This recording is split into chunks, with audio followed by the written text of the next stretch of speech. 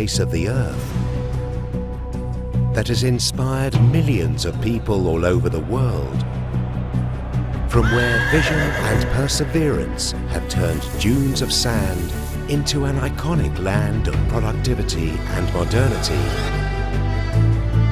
The Kingdom of Saudi Arabia, the birthplace and headquarters country of the Islamic Development Bank, is actively supporting ISDB in inviting ministers, policymakers, economy and finance leaders of its 57 member countries, as well as private sector chiefs, international development players and global partners for the 2023 ISDB Group Annual Meetings in the iconic city of Jeddah. Under the patronage of the custodian of the two holy mosques, King Salman bin Abdulaziz Al Saud, for yet another exhilarating high-profile assembly at a crucial moment where multifaceted crises are looming. An assembly that builds on the collective will to spearhead homegrown and climate-friendly progress, sets the stage for a more resilient and sustainable development, and forges lasting partnerships that fend off crises.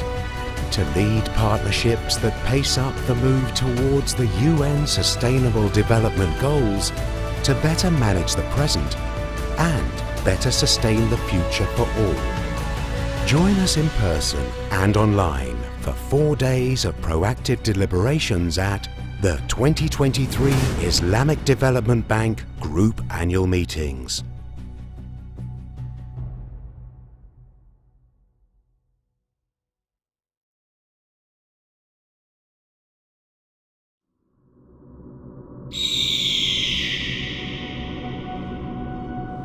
From the center of one of the most magnificent civilizations on the face of the earth, that has inspired millions of people all over the world, from where vision and perseverance have turned dunes of sand into an iconic land of productivity and modernity.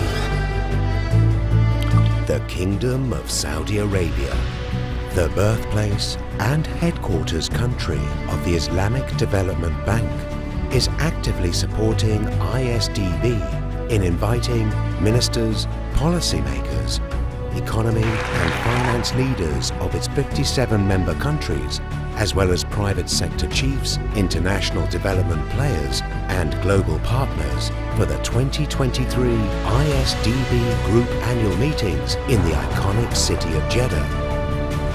Under the patronage of the custodian of the two holy mosques, King Salman bin Abdulaziz Al Saud, for yet another exhilarating high-profile assembly at a crucial moment where multifaceted crises are looming.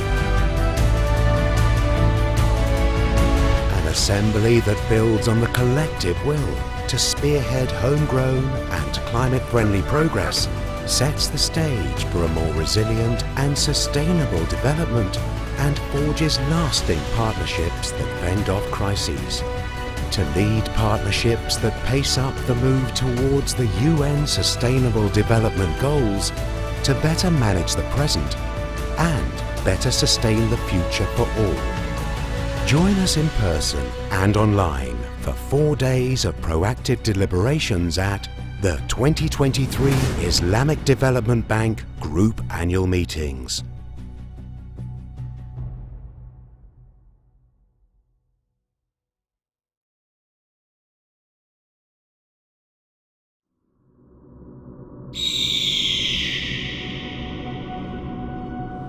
From the center of one of the most magnificent civilizations on the face of the earth, that has inspired millions of people all over the world, from where vision and perseverance have turned dunes of sand into an iconic land of productivity and modernity.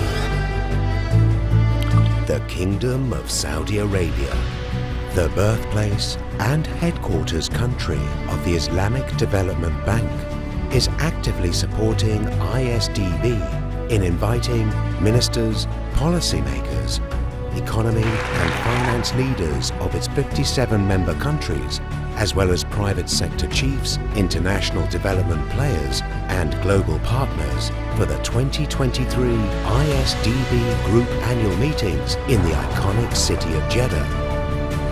Under the patronage of the custodian of the two holy mosques, King Salman bin Abdulaziz Al Saud, for yet another exhilarating high-profile assembly at a crucial moment where multifaceted crises are looming. An assembly that builds on the collective will to spearhead homegrown and climate-friendly progress, sets the stage for a more resilient and sustainable development and forges lasting partnerships that fend off crises. To lead partnerships that pace up the move towards the UN Sustainable Development Goals, to better manage the present and better sustain the future for all. Join us in person and online for 4 days of proactive deliberations at the 2023 Islamic Development Bank Group Annual Meetings.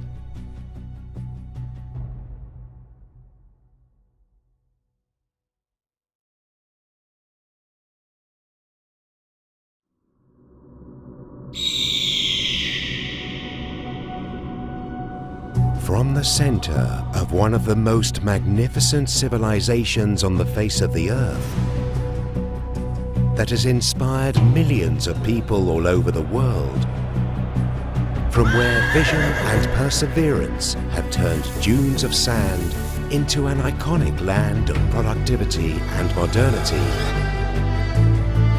the Kingdom of Saudi Arabia, the birthplace and headquarters country of the Islamic Development Bank, is actively supporting ISDB in inviting ministers, policymakers, economy and finance leaders of its 57 member countries, as well as private sector chiefs, international development players and global partners for the 2023 ISDB Group Annual Meetings in the iconic city of Jeddah. Under the patronage of the custodian of the two holy mosques, King Salman bin Abdulaziz Al Saud, for yet another exhilarating high-profile assembly at a crucial moment where multifaceted crises are looming. An assembly that builds on the collective will to spearhead homegrown and climate-friendly progress, sets the stage for a more resilient and sustainable development and forges lasting partnerships that fend off crises. To lead partnerships that pace up the move towards the UN Sustainable Development Goals, to better manage the present and better sustain the future for all. Join us in person and online for 4 days of proactive deliberations at the 2023 Islamic Development Bank Group Annual Meetings.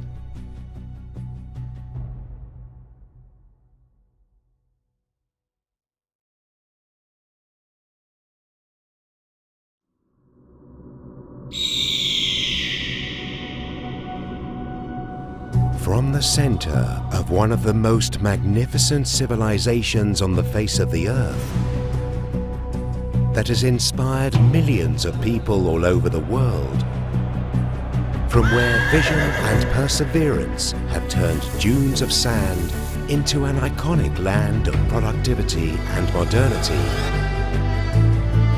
the Kingdom of Saudi Arabia, the birthplace and headquarters country of the Islamic Development Bank, is actively supporting ISDB in inviting ministers, policymakers, economy and finance leaders of its 57 member countries, as well as private sector chiefs, international development players and global partners for the 2023 ISDB Group Annual Meetings in the iconic city of Jeddah.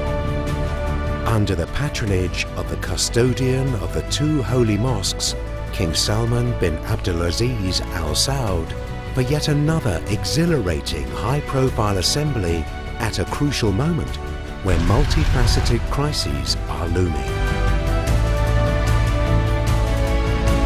assembly that builds on the collective will to spearhead homegrown and climate-friendly progress, sets the stage for a more resilient and sustainable development, and forges lasting partnerships that fend off crises.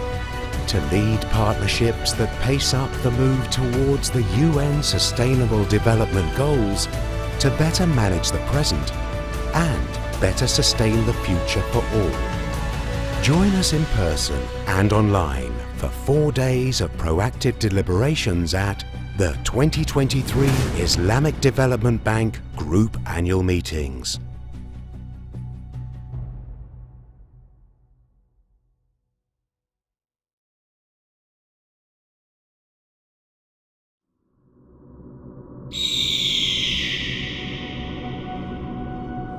From the center of one of the most magnificent civilizations on the face of the earth, that has inspired millions of people all over the world, from where vision and perseverance have turned dunes of sand into an iconic land of productivity and modernity, the Kingdom of Saudi Arabia, the birthplace and headquarters country of the Islamic Development Bank, is actively supporting ISDB in inviting ministers, policymakers, economy and finance leaders of its 57 member countries, as well as private sector chiefs, international development players and global partners for the 2023 ISDB Group Annual Meetings in the iconic city of Jeddah. Under the patronage of the custodian of the two holy mosques, King Salman bin Abdulaziz Al Saud, for yet another exhilarating high-profile assembly at a crucial moment where multifaceted crises are looming. An assembly that builds on the collective will to spearhead homegrown and climate-friendly progress, sets the stage for a more resilient and sustainable development, and forges lasting partnerships that fend off crises. To lead partnerships that pace up the move towards the UN Sustainable Development Goals, to better manage the present and better sustain the future for all. Join us in person and online for 4 days of proactive deliberations at the 2023 Islamic Development Bank Group Annual Meetings.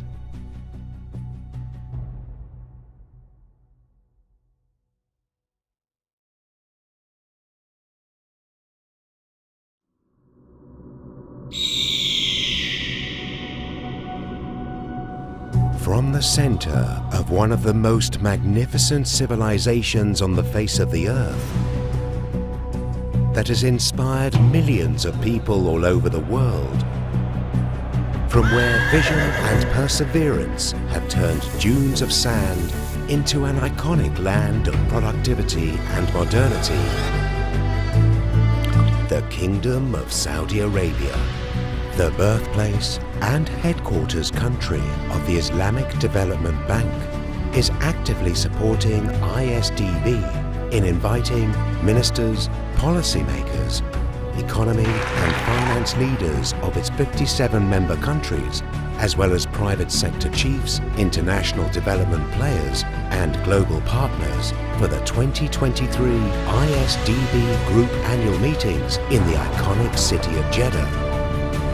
Under the patronage of the custodian of the two holy mosques, King Salman bin Abdulaziz Al Saud, for yet another exhilarating high-profile assembly at a crucial moment where multifaceted crises are looming.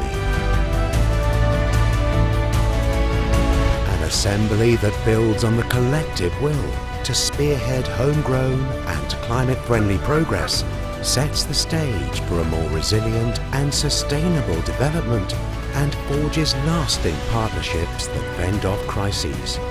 To lead partnerships that pace up the move towards the UN Sustainable Development Goals.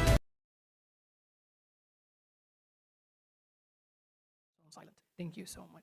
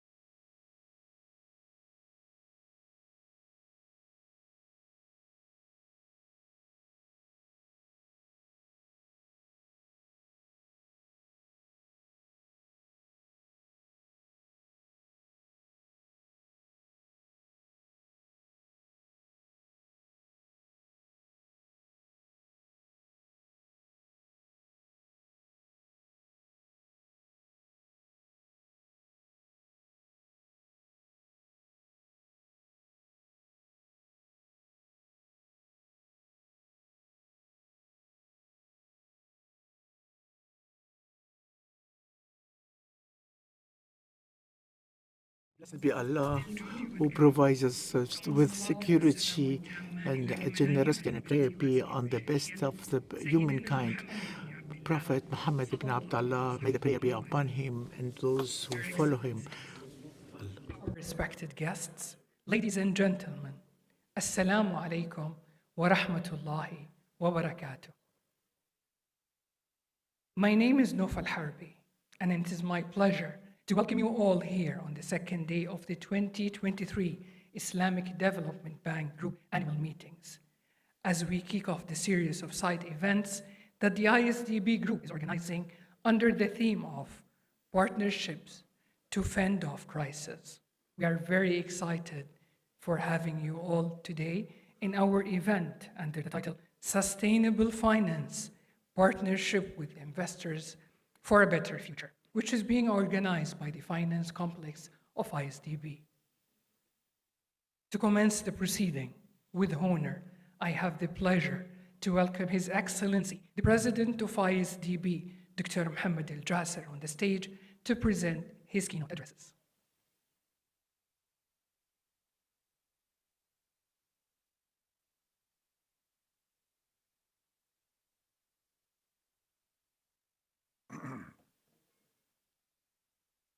Bismillah ar-Rahman ar-Rahim.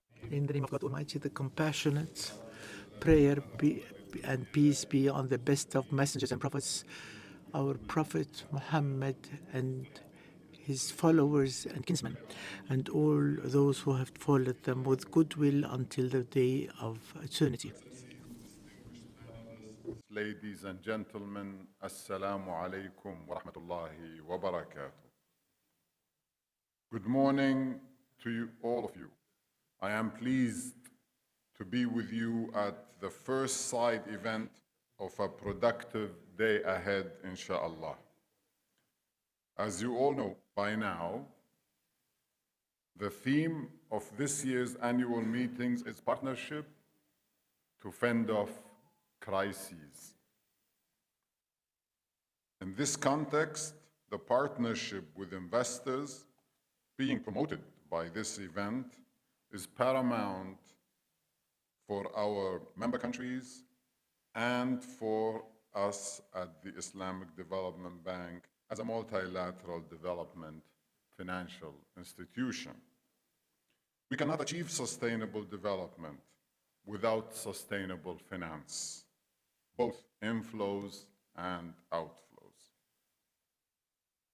Ladies and gentlemen, according to the OECD report on Global Outlook on Financing Sustainable Development for 2023, the gap to reach the Sustainable Development Goals in developing countries has widened by 56% after the COVID-19 outbreak, totaling about $3.9 trillion per year. This is estimated to increase by $400 billion per year. If this gap remains unplugged, it will result in a lasting, sustainable development divide. To plug this vast SDG financing gap, especially in our member countries, we all need to align with universal values such as environmental stewardship, social responsibility, integrity, collaboration, and building resilience. Given the challenges ahead, traditional financing and investment practices do not have any choice but to step up and embed sustainability in their core missions. And in their objectives and operations. The cost of inaction is too high. This cannot be done without having both public and private sector investors on our side. They hold the key to unlocking the financial resources that can address this gap. It is therefore crucial that we not only scale up development cooperation and SDG investment, but also to enhance the international financial architecture for it to play its part in promoting sustainability and crowding in the private sector. The markets, investors, and regulators Prioritizing inclusive, green, and resilient finance will pave the way for a brighter, sustainable future for all. Your Excellencies, ladies and gentlemen, I assure you that the Islamic Development Bank is fully committed to sustainable finance and strengthening our partnership with investors. Our realigned strategy focuses on poverty alleviation, green economic growth, and building member countries' resilience. We are on the course to achieve an ambitious climate finance target of 35% of our annual approvals for climate action, including adaptation and mitigation activities. In addition, almost $6 billion will be directed towards strengthening food security in our member countries. All these components of our overall strategic direction will only increase the volume of sustainable financing opportunities offered to investors to partner with us. At the Islamic Development Bank, we cherish the support and confidence of investors worldwide who invest in Islamic Development Bank Sukuk. Proceeds of our Sukuk issuances are allocated to projects geared towards the sustainable development goals. Investors, by extension, are not only providers of capital, but also our partners in applying financial resources for sustainability. And in this context, I would just like to interject the idea of the virtuous cycle of Islamic finance. For you to have a Sharia-compliant sukuk, or green sukuk, let's say, you need green projects. Otherwise, you cannot back up those sukuk. So you start with the green project that allows you to be able to issue green sukuk. If you issue green sukuk, then you need green projects. So there is a virtuous cycle. Each one is pushing the other in the right direction. And that's why I call it a virtuous cycle of asset-based financing, that we have the right to claim that it's ours, but we are so willing to share it with the rest of the world. While we finance sustainability in our member countries, we also take great pride in investing our equity in line with global best practices on sustainability. This is done by incorporating ESG considerations into manager selection, investment analysis, and decision-making processes. I cannot claim to have a crystal ball to predict when the next crisis will show up at our doors. I wish I had one, of course.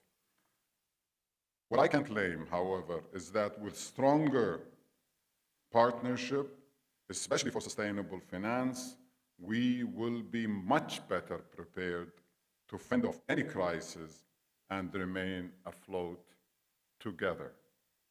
Once again, I would like to thank the high-level panelists for gracing us with your participation. I hope our stakeholders will maximize the benefits of your thoughts and insights, inshallah. Thank you very much. Wassalamu alaikum wa rahmatullahi wa barakatuh. Wa akhiru da'wana anna alhamdulillahi rabbil alameen. Thank you.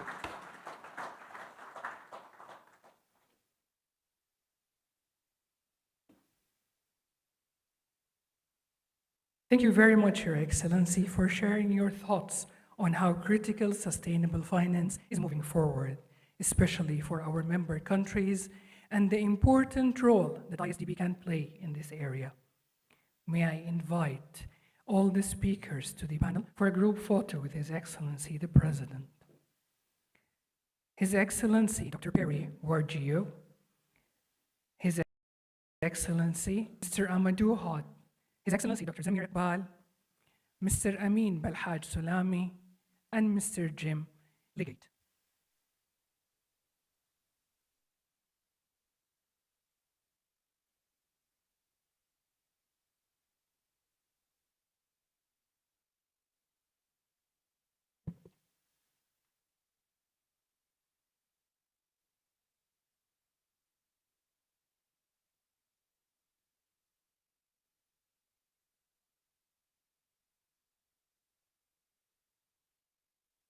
Thank you so much.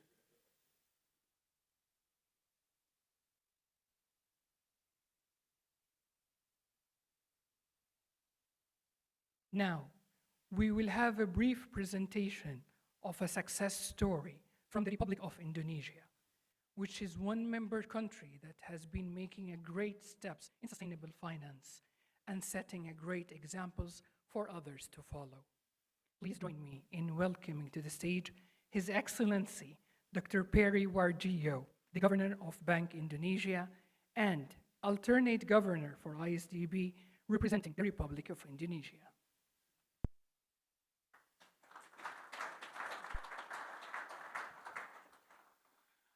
Bismillahirrahmanirrahim. Assalamualaikum warahmatullahi wabarakatuh. Alhamdulillahirabbil alamin wassalatu wassalamu ala asrofil anbiya'i wal mursalin wa ala alihi wa sahbihi ajmain.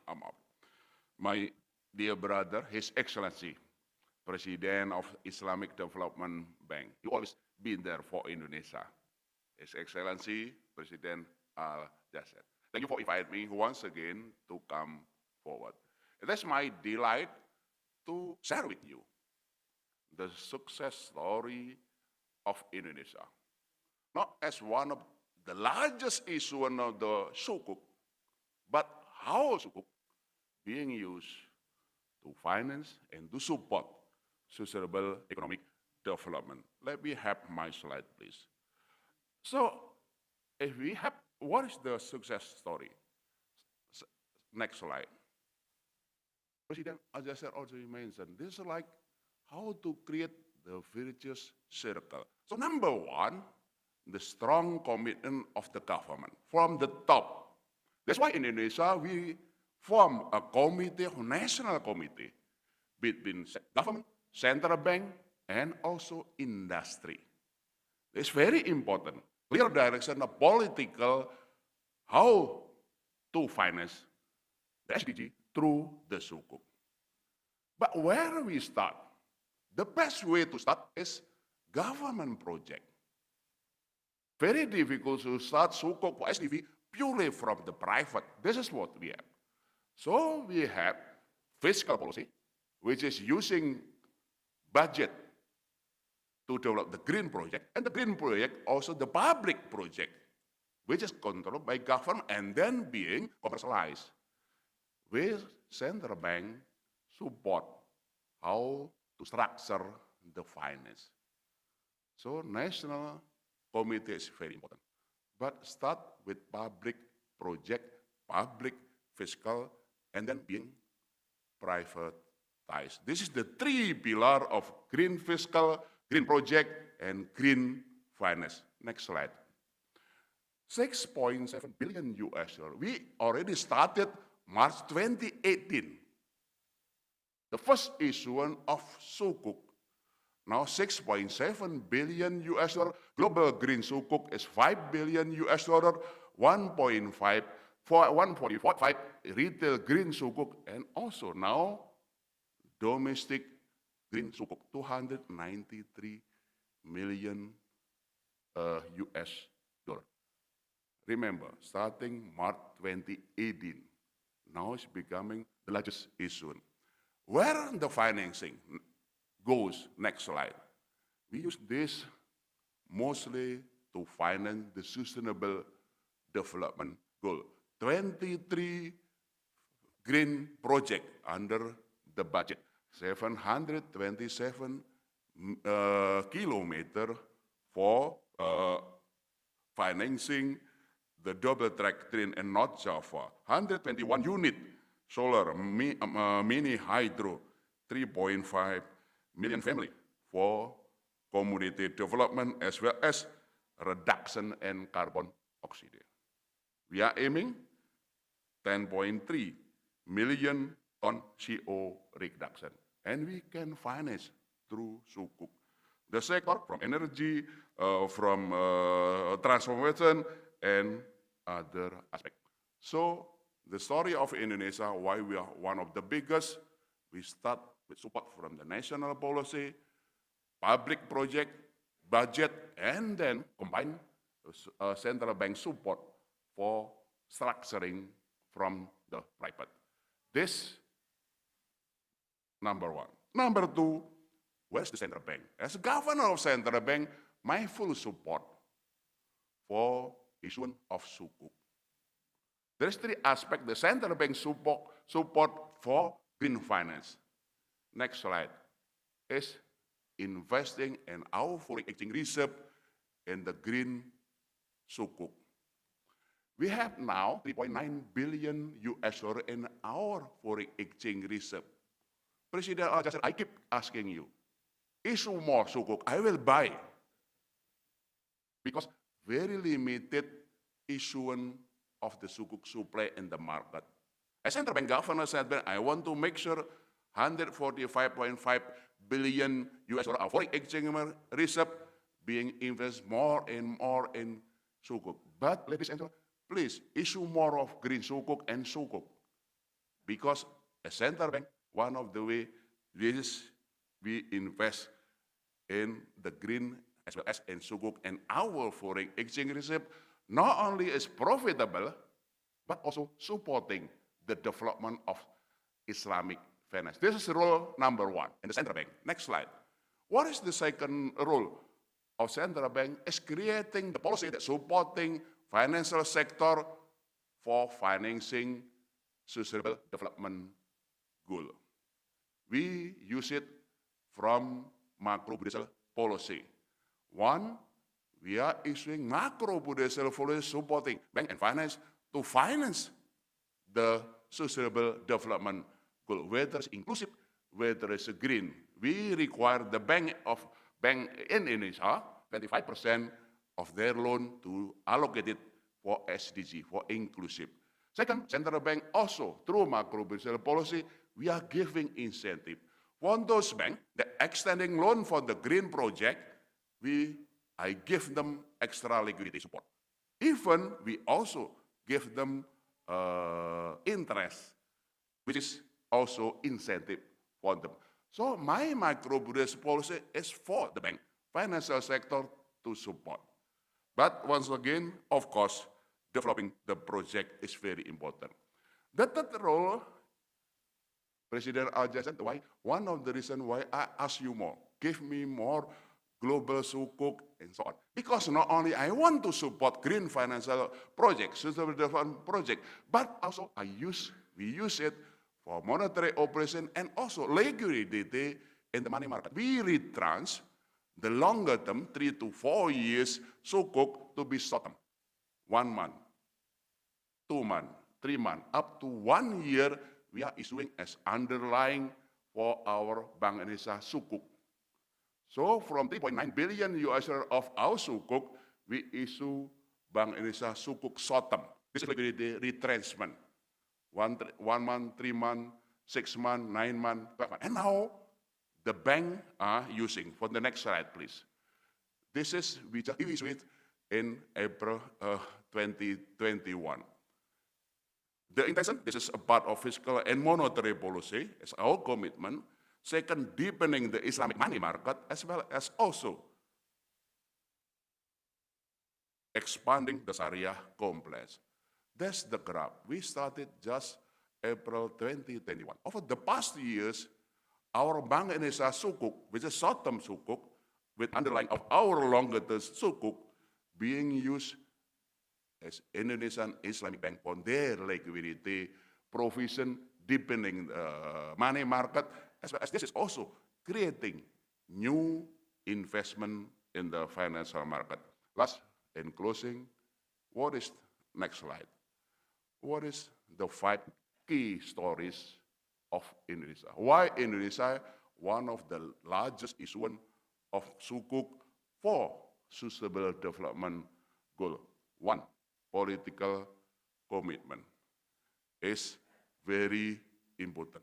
From the government, from president, minister of finance, ministries, as well as the central bank, be together.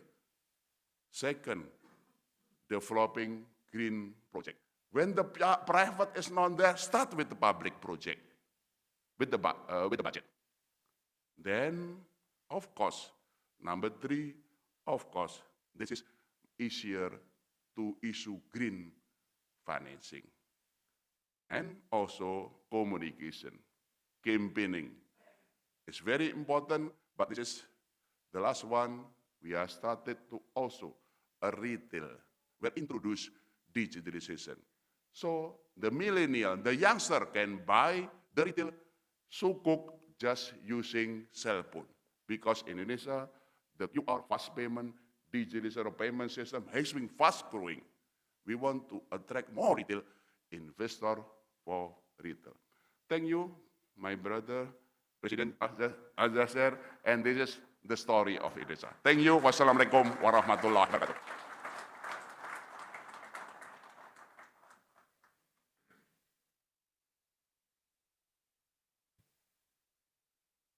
Thank you very much, Your Excellency, for sharing this rich experience of Indonesia in successfully integrating sustainable finance into the overall strategy.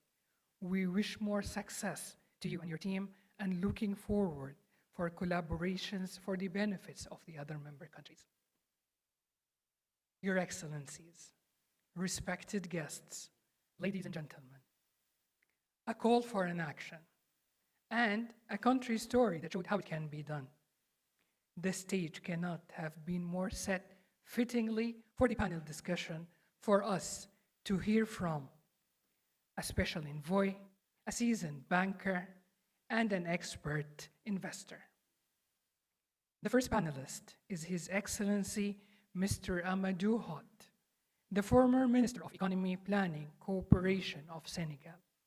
Mr. Hott has more than 24 years of international experience in government-led economic policy, development finance, investment banking, sovereign wealth fund management, capital markets, and green infrastructure finance. He is currently the special envoy of the President of the African Development Bank on Alliance for Green Infrastructure in Africa, a role which he commenced in November 2022. Welcome to the stage.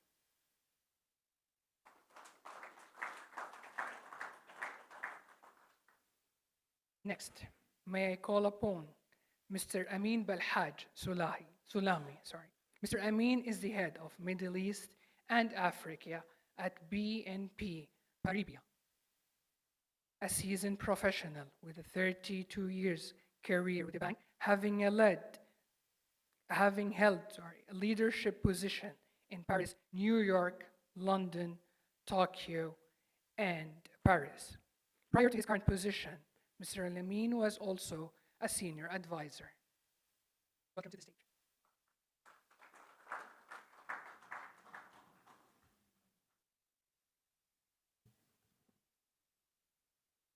And now, the expert investor. With pleasure, may I call on the stage Mr. Jim Leggett. Mr. Jim is the head of Europe, Middle East, Africa at Russell Investments.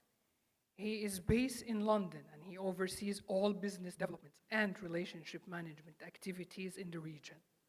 He is also a member of the Global Management Committee and NIA Executive Committee.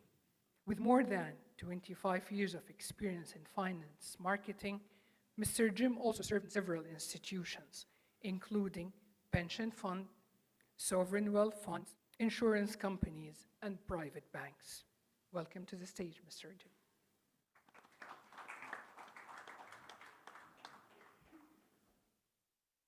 The stage is set for our moderator from ISDB, the Vice President, Finance, and the CFO, Dr. Zamir Iqbal.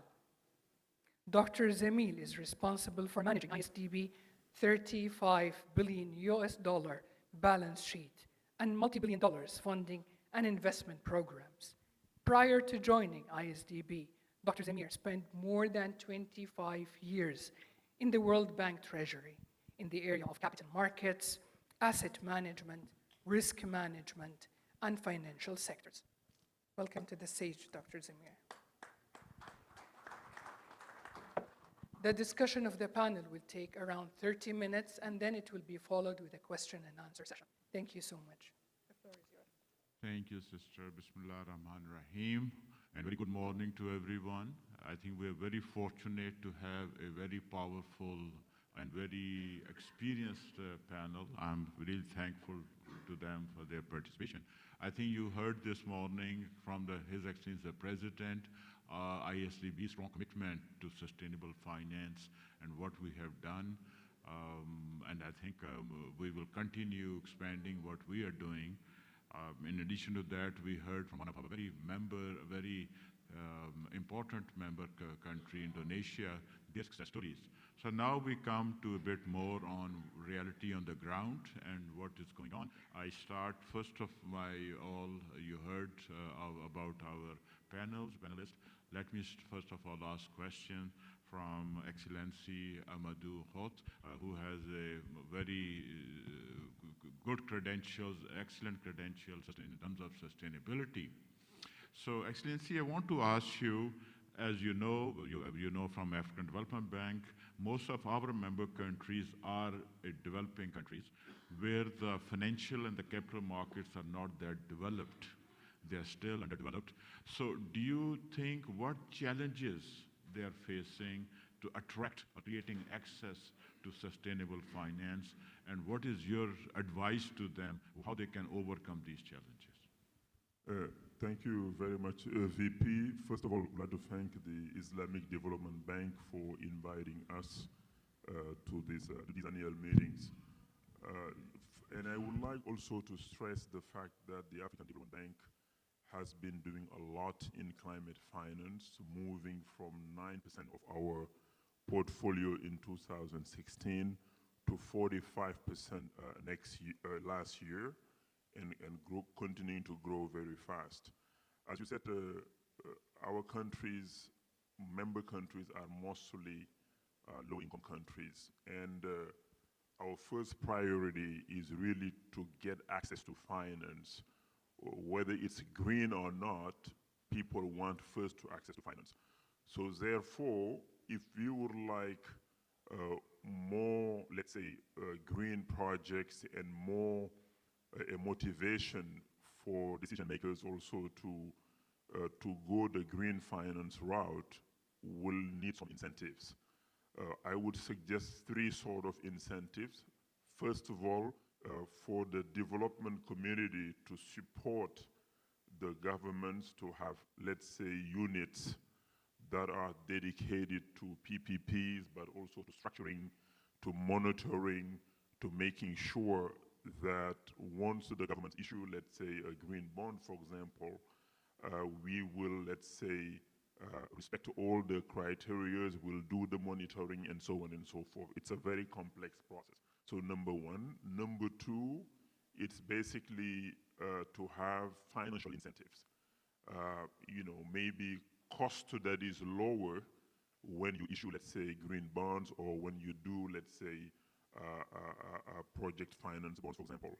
And one way to give the incentives to have a lower cost could be to have a supranational entity, a partner that can guarantee partially, let's say, the bond issuance, give a wrap to the bond so that the cost can be lower. I think of partners such as, let's say, the Green Climate Fund. They have a lot of money. They can incentivize by providing some guarantees when our countries issue those bonds. And lastly, to focus more also on, let's say, the private sector or PPP projects, whether it's renewable energy, whether it's e-mobility, whether it's access to water using, let's say, green desalination, we'll have to help those governments have the right, let's say, a framework, the right reforms, so that PPP projects in green infrastructure, for example, can be done more in our countries. Thank you. Thank you so much, Excellency. I think we hear the perspective more from a policy level. Now we move to market, and I asked Brother Amin, what you can tell us about what is happening in the latest in the emerging markets, and what do you think what Excellency Amadou said, how relevant that is and what is happening on the ground right now? Could you please share with us your thoughts? Thank you. Thank you, Dr. Iqbal. First of all, good morning. And on behalf of BNP Paribas, I'm honored to be here today amongst many regional and global clients. Just a few words on what we do. You know, BNP Paribas has a strong franchise in the Middle East and Africa region, where we are working with many of the Islamic Development Bank member countries. We are present in the GCC, in Saudi Arabia, Bahrain, Qatar, and the Emirates, as well as Kuwait. And in Africa, we are also present. We have CIB operations in the Kingdom of Morocco. We, BNP Paribas, recognized Islamic Development Bank as a very meaningful supranational institution. We work very closely with it, and we were pleased to be joint lead manager of the last two Sukuk issuances of ISDB in October last year and in March this year.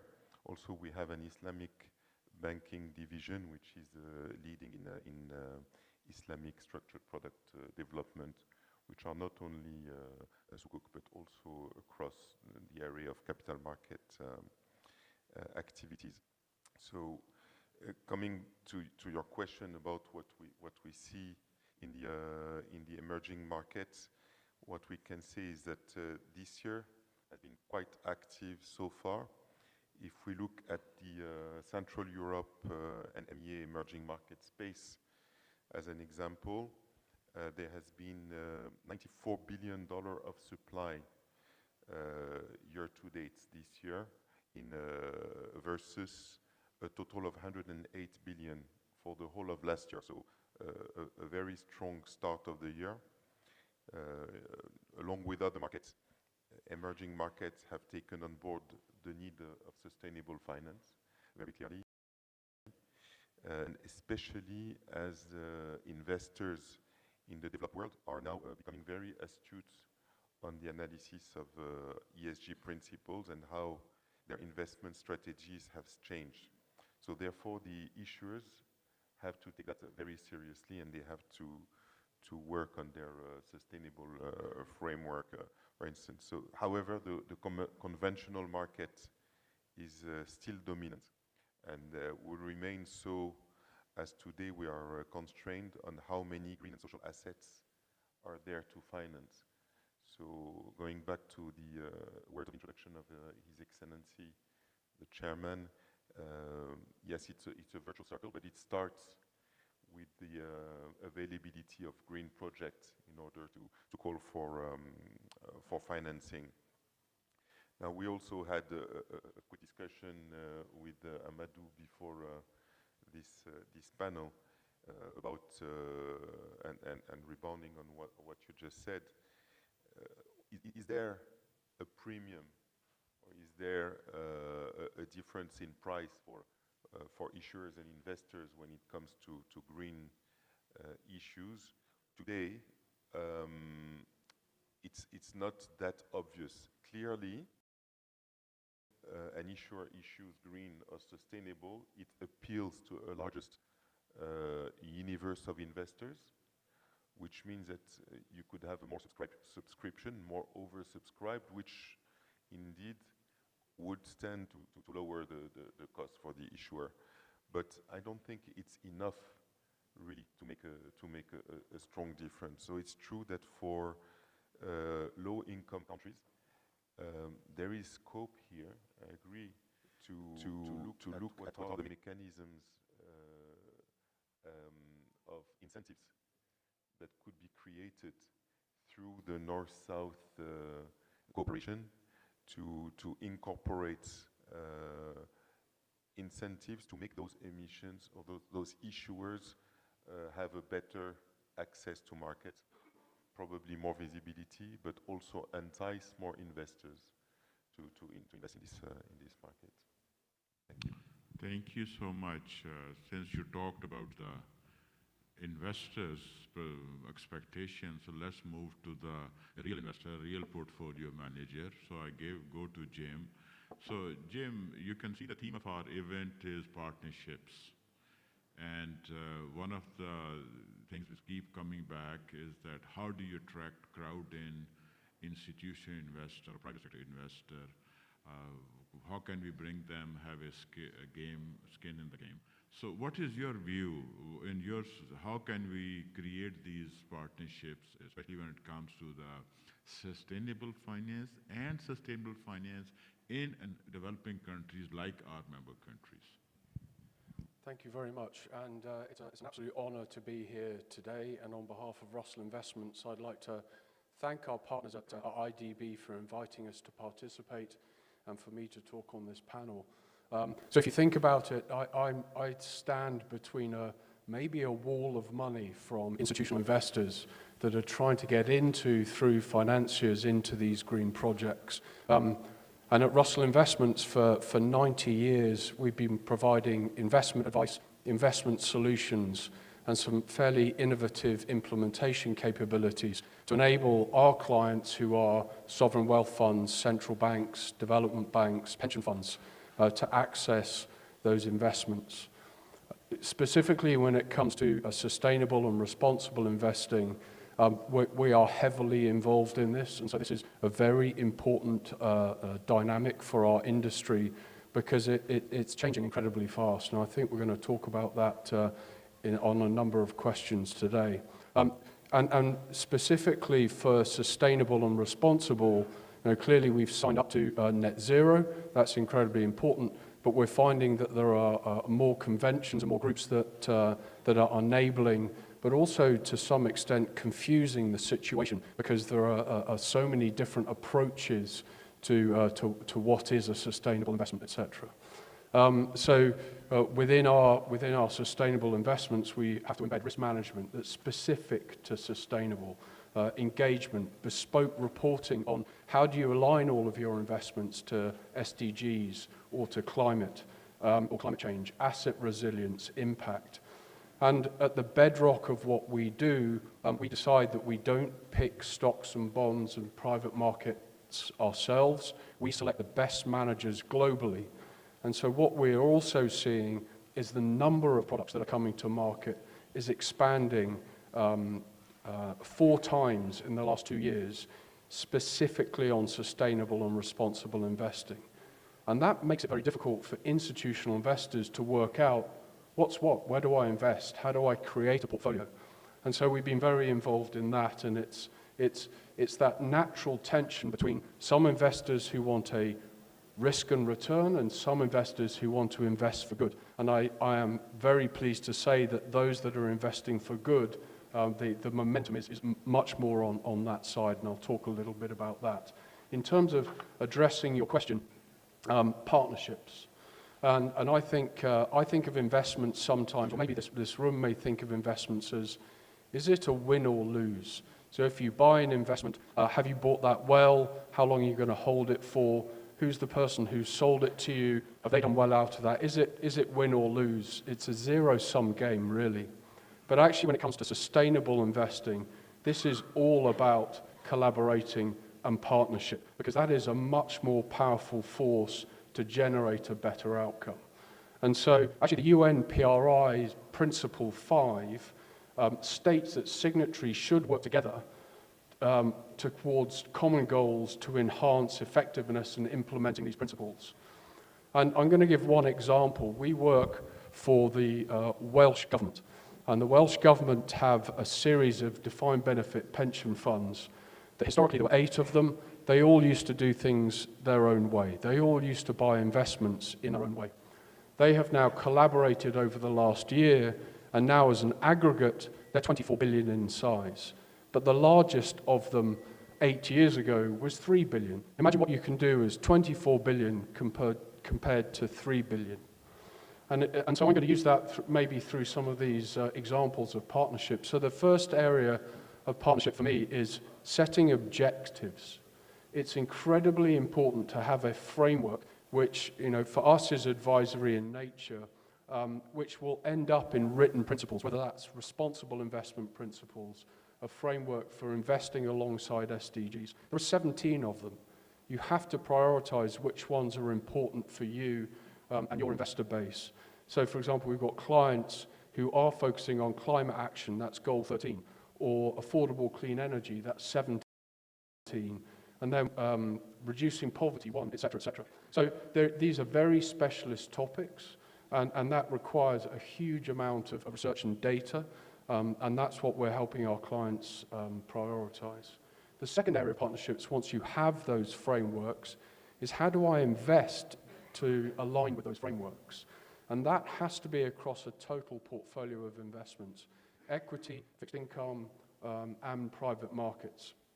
And to create the best kind of diversified investment portfolio, you need to be assessing over 20,000 different investment solutions. And this is where investors sit currently, after the issuers, after the financiers, etc. The third area of partnership, and sorry, I do have just 2 more. The third area of partnership is incredibly important. This is engagement. Engagement with companies, which is a foundation of really changing these companies for a better world. And we think there's 3 areas of that. There's preparation. You have to prepare well to go into this engagement. And as the Wales Pension Partnership, remember, it used to be 8 smaller schemes, and now it's 1 scheme with 24 billion. They have a voting framework, they have an engagement framework. So now when they speak on behalf of 24 billion of assets. And so then that dialogue together is incredibly important. It's time intensive, it's never quick, but when you have that understanding and that shared idea of costs of having that dialogue with other investors, that's when you can really make change with all of those corporates out there who are issuing, whether it's bonds, whether it's a sukuk, whether it's equities, or even in the private market space. And finally is escalation. What do you do if engagement doesn't work? What is your last last point or the last action that you can make? And it's much more impactful if rather than just a single action, that can be a group of actions across a large body or a large group. And so really the 4th area of partnership is assessing the outcome. So this traditionally in investments is around reporting and understanding how all of your investments have performed across all of those sustainable development goals. And so as a group, we've also helped understand across public and private markets, the data that you need is phenomenal to be able to report back to SDGs. But it's very possible. But a lot of this is very new. The data is getting better, I think is a polite way of putting it. And so to do that, we need to share the data, and we need to be honest about what the impact is of some of these decisions. So what I'm saying for sustainable finance and sustainable investing is this partnership is key. Thank you so much, Jim. I think you have given us some optimism from the investor's point of view that yes, they are willing to put their skin in the game, and I think you have outlined very good prerequisites of what needs to be done. Thank you so much. Now, I think I'm going to ask same question to each of my panelists. I have heard so much about something called greenwashing. And I think that brings a concern to us as an issuer because it gives a wrong perception. But at the same time, I want to hear from each one, from your perspective, that what do you think, is it a serious threat, or is it a serious issue, or is this just maybe some area of improvement, but it's not that big, huge issue? Please let me just share your thoughts, starting with Excellency Amadou, please.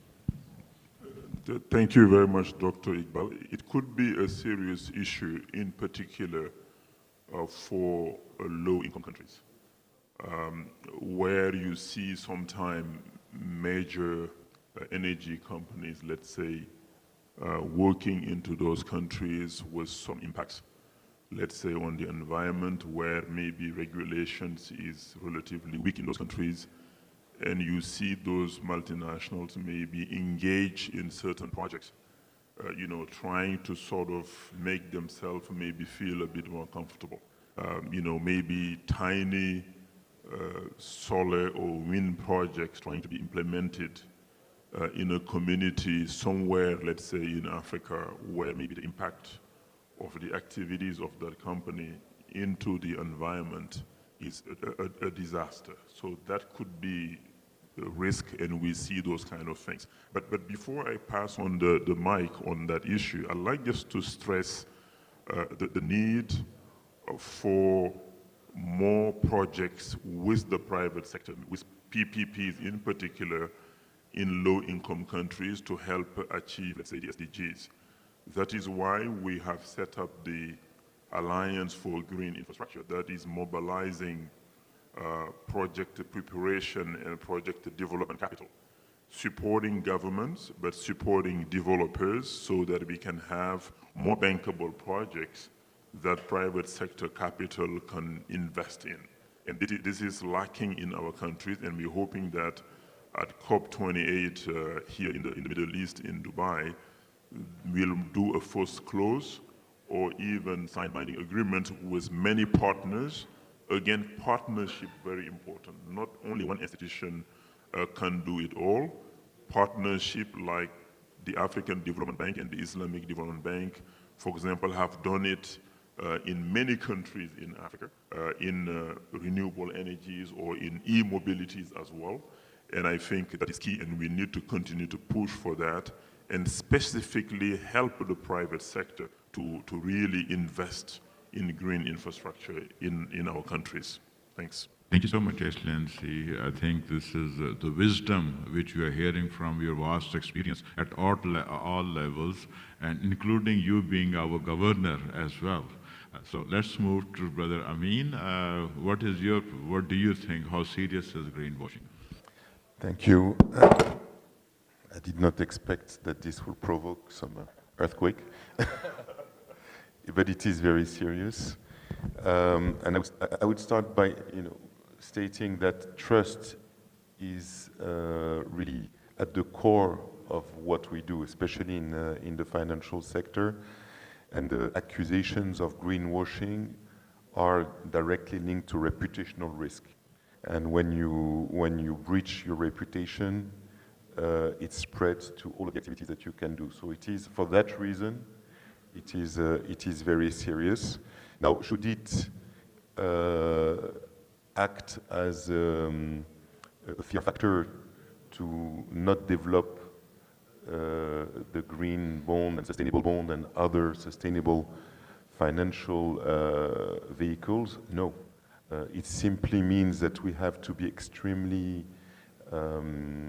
precise, extremely careful, very disciplined about that. Now, it is a very difficult topic because, as my colleague said, the data is not so easy today, and it's not so well defined. So it's also an evolving topic. Some things that could be acceptable in the past became unacceptable today. So some things that could be acceptable today could become non-acceptable tomorrow. And when you work with issuers and investors on this topic, you want to make sure that you will not be accused of this greenwashing even 5 years down the road when your instruments are still there. So not only you have to be compliant with the state of today, but you have to project yourself down the road on how it could evolve. So it requires a lot of effort. I can say that the way we do this work at BNP Paribas is more and more codified, and we insist a lot on the transparency of information and the exactitude of information to make sure that what we do is extremely well understood, and we accompany the issuers to explain to them, because you see there is a danger that some investors, some issuers might want to issue for communication reason because it's fashionable.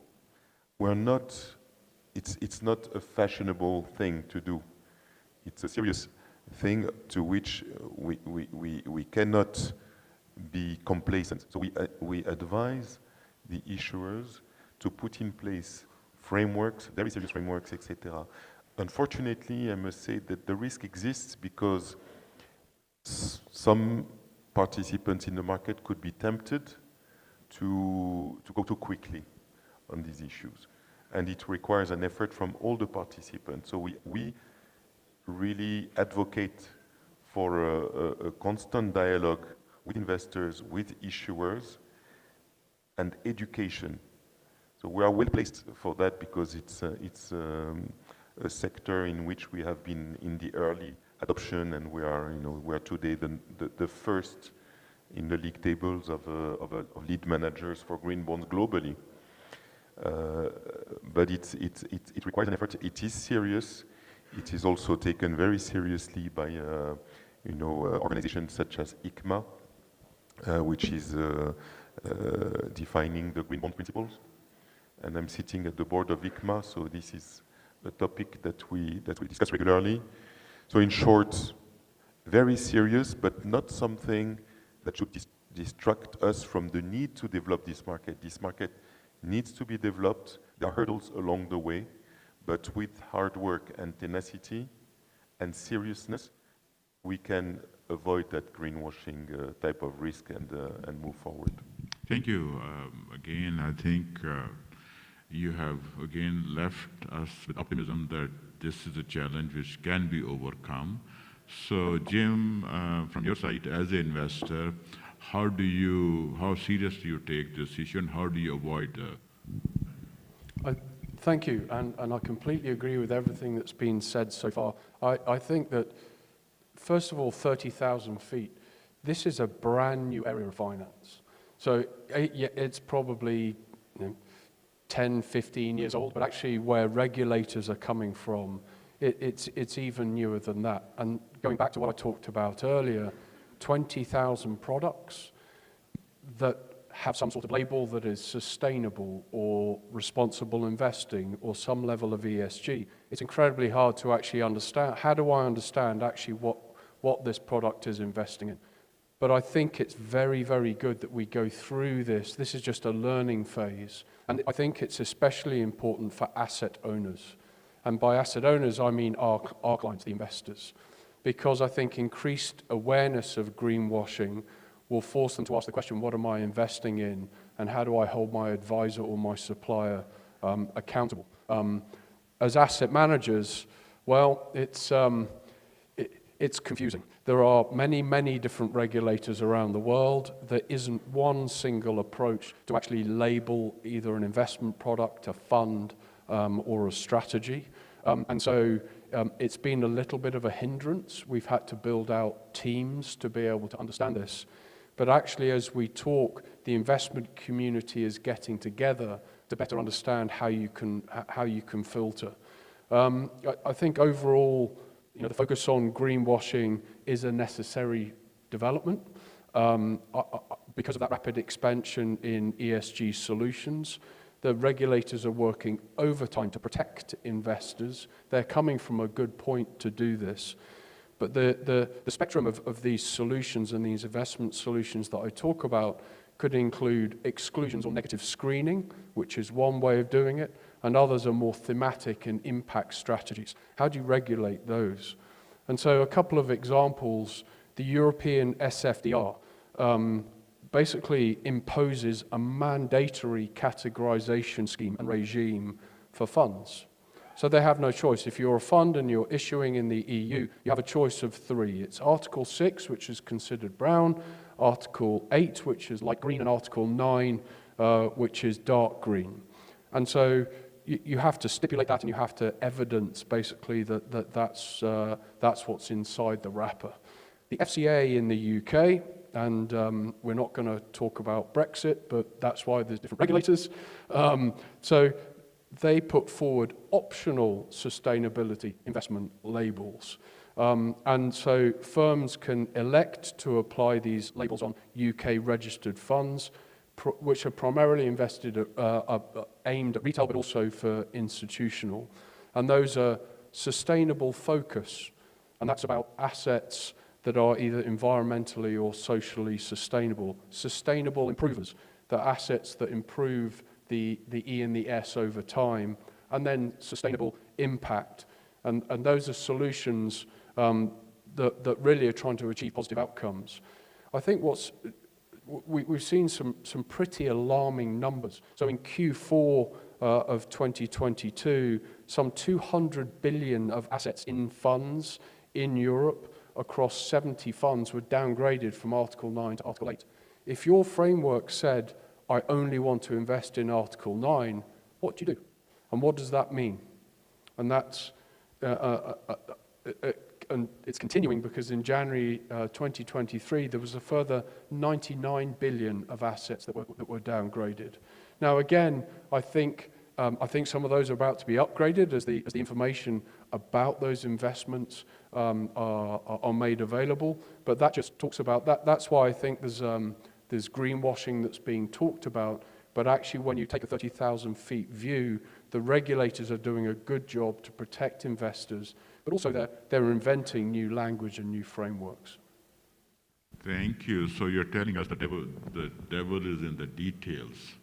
So anyway, I hope all these things settle down and we are able to have a very common understanding of these standards and these terminologies, taxonomy, and all this thing.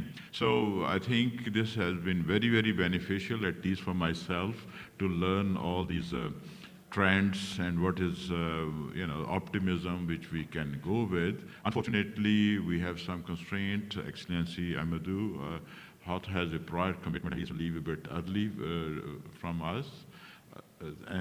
So we will, with your permission, will excuse Excellency.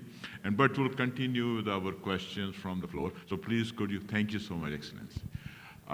So could we please continue with taking, let's kind of take some questions from our audience.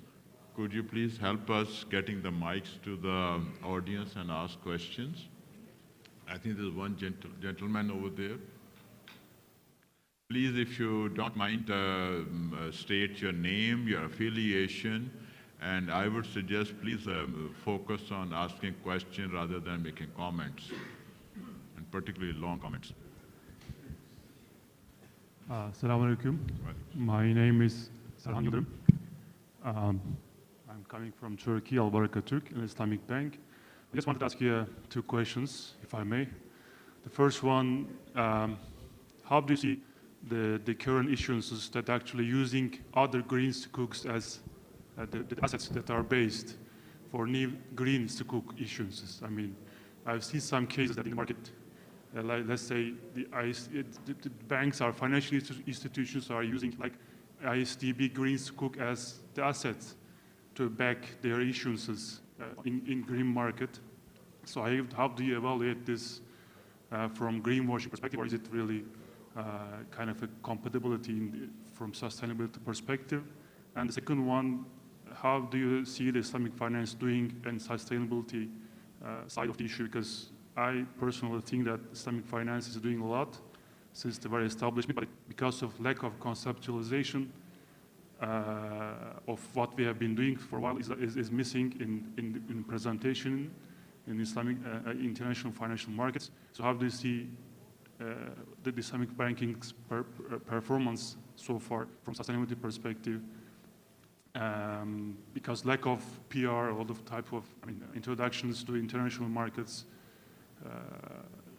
in a good conceptualization, I think this is the missing part of Islamic finance so far. So I'd like to hear from you as well, from all the participants.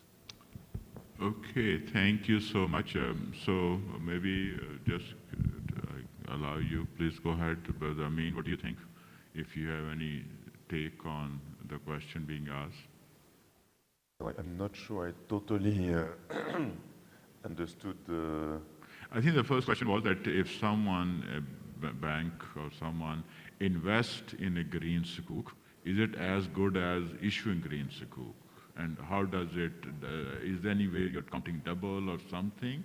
Or is it also a good thing or not? I think that's what I understood first question.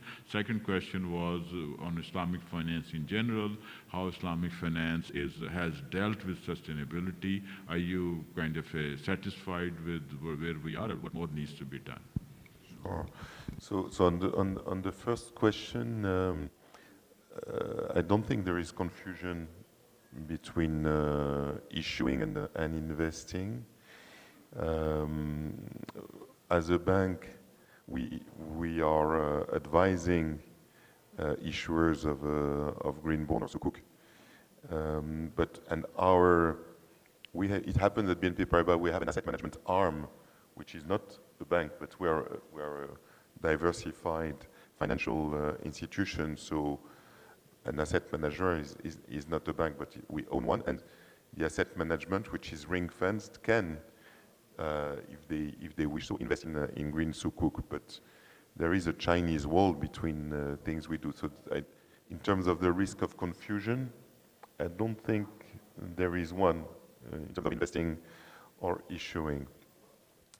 On sustainability and Islamic finance, I think this is a topic which is still in evolution. I think this is actually one topic on which we are working with our Islamic finance department at BNP Paribas, and we are lucky that we have both expertise, but it's still in its infancy. So we're working on it. It has not yet developed concretely, but it's definitely, I think, a promising area of development. Thank you, Jim. I'm not sure whether you feel comfortable being expert in Islamic finance and sustainability, but give us your views. So maybe if I can just take the second question. I actually think that Islamic finance and Sharia investing was one of the very, very early adopters of socially responsible investing. And that was a few stages before ESG and before we knew about climate impact. Well, climate impact has been around for a long time, but in terms of, so I think it was one of the originators. And if you look at it, it's based on some religious principles, and these are sector-based exclusions and financial ratio exclusions, for example. And I think it's not much further to go to build into the sustainable side of that either. And so we are very focused in evolving our solutions, not just to be fully Sharia compliant, but also to go that extra way and say, okay, well, if you want to have a particular focus on one of these SDGs, maybe it's climate, is there a way to decarbonize the portfolio even after you've gone through all of those criteria that you as an investor have? Then if you know what you own, you've got full control of that portfolio. And so we've been developing a lot of technology to enable us to do that. So for example, I talked about us finding the best managers. We hire managers, and then we screen what they're actually investing in. And what that enables us to do is say, well, we know what the criteria are for this particular investor. Maybe they come from an Islamic perspective, a Sharia investing perspective, and they want a climate decarbonization over the top. You can embed all of those into the investment process. So I think they're very linked, but I think it started many, many years ago, and this is just a natural evolution. Thank you, Jim. I tend to agree with you. I think again, from the IDB perspective, sustainability and Islamic finance are embedded together a long time ago. And I think conceptually, Islamic finance was one of the early writings talking about many of the issues, protecting the environment and the sustainability and so I think conceptually Islamic finance has given these ideas much, much earlier. However, I think when it comes to the implementation, probably the more conventional way of having a framework and defining the principles and all those things, I think they have done an extremely very good job. But I think in terms of if we look at Islamic finance sustainability, I think they're two inseparable, and both have been gone along together, and a lot of work has been done, even from the SDGs perspective. IDB has done quite a bit of research on the compatibility of SDGs and Islamic finance. I remember Dr. Muhammad Mahiuddin wrote a paper right at the World Bank on SDGs and Islamic finance. That was almost a couple of years ago. So I think there has been a lot of literature on Islamic finance conceptual view on sustainability and green and environment and so forth.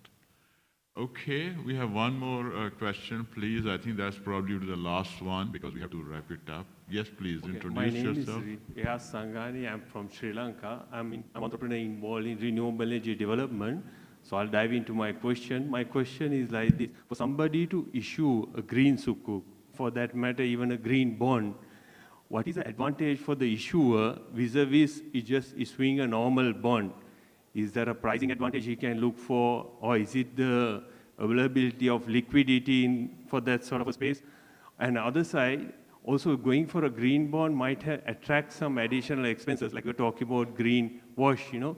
So you may have to have a third party verifying whether these are really going in for what is supposed to go in for this money.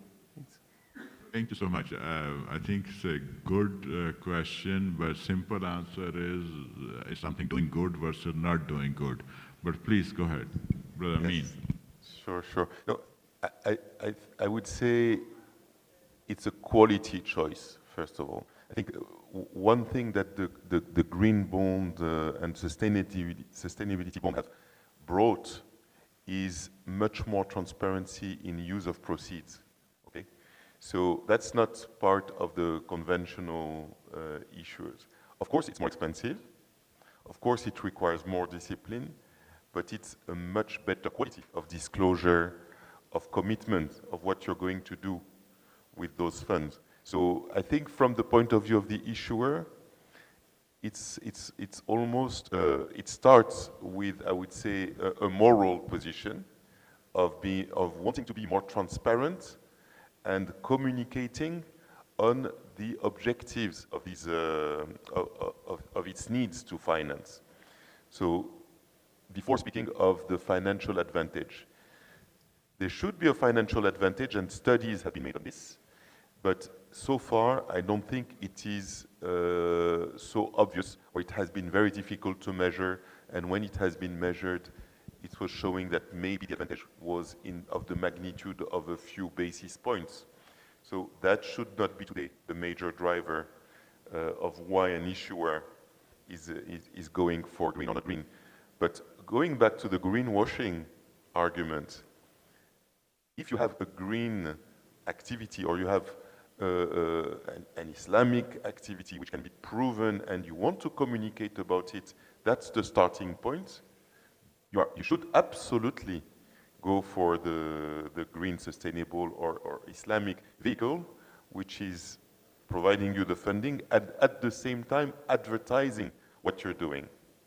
But we should avoid the fashionable pitfall, which is, oh, how can I make it green or Islamic if it's not by construction? So when we advise clients, it's a very easy discussion and a very natural discussion when the underlying needs are clearly in line with the objectives of sustainability or Sharia compliance.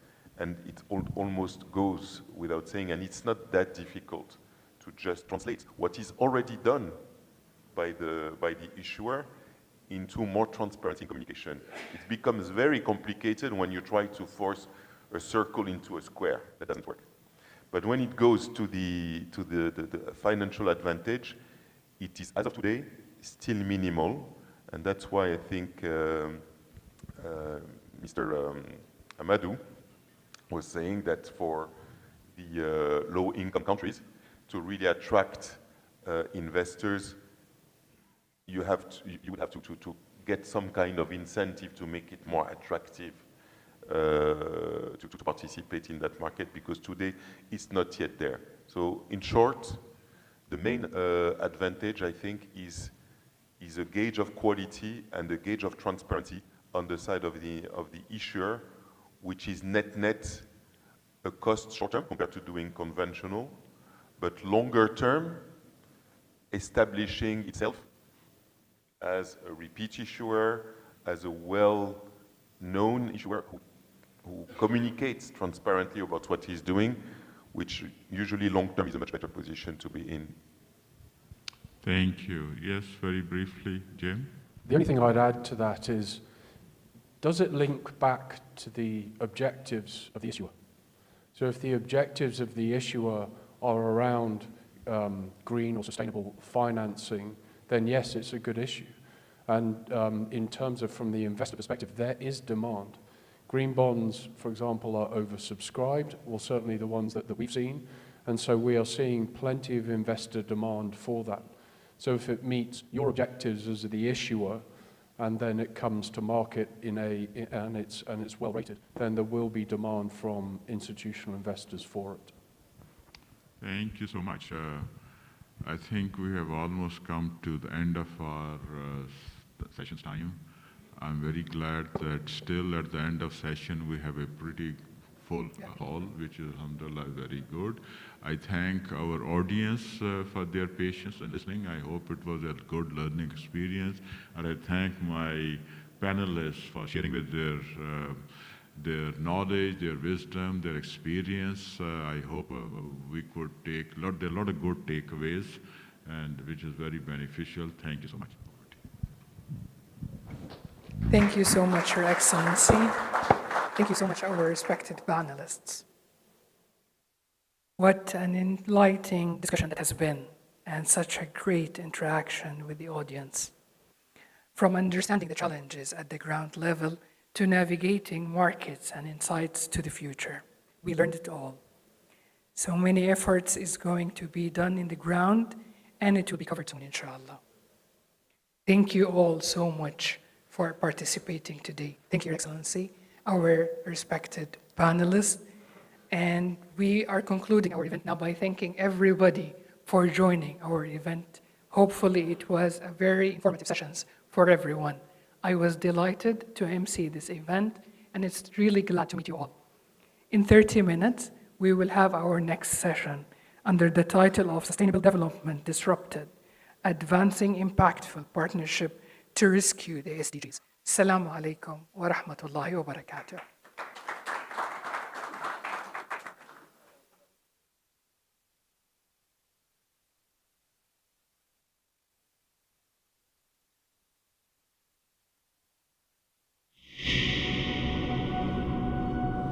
From the center of one of the most magnificent civilizations on the face of the earth, that has inspired millions of people all over the world, from where vision and perseverance have turned dunes of sand into an iconic land of productivity and modernity, the Kingdom of Saudi Arabia, the birthplace and headquarters country of the Islamic Development Bank, is actively supporting ISDB in inviting ministers, policymakers, economy and finance leaders of its 57 member countries, as well as private sector chiefs, international development players and global partners for the 2023 ISDB Group Annual Meetings in the iconic city of Jeddah. Under the patronage of the custodian of the two holy mosques, King Salman bin Abdulaziz Al Saud, for yet another exhilarating high-profile assembly at a crucial moment when multifaceted crises are looming. An assembly that builds on the collective will to spearhead homegrown and climate-friendly progress, sets the stage for a more resilient and sustainable development, and forges lasting partnerships that fend off crises. To lead partnerships that pace up the move towards the UN Sustainable Development Goals, to better manage the present and better sustain the future for all. Join us in person and online for 4 days of proactive deliberations at the 2023 Islamic Development Bank Group Annual Meetings.